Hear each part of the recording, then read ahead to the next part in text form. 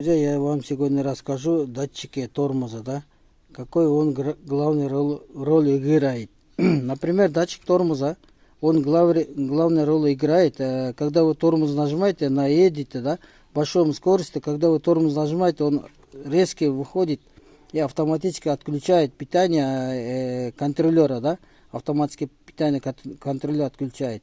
И вы отпускаете тормоз, он дальше вы идете. Дальше вы идете. Потому что это безопасный, хороший датчик тормоза. Каждому муравею должен быть такой. Потому что вы как резко тормоз нажимаете, это некоторые случаи, вы тормоз нажимаете, да, некоторые случаи. Газ тоже нажимаете, он автоматически отключает. Некоторые муравеи нет такого. Тормоз тоже нажимаешь, он дальше идет. Газ нажимаешь, дальше идет. Это опасно. Потому что каждому муравею должен быть датчик тормоза. Вот здесь бывает. Некоторые вот здесь, а некоторые вот здесь бывает. Спасибо.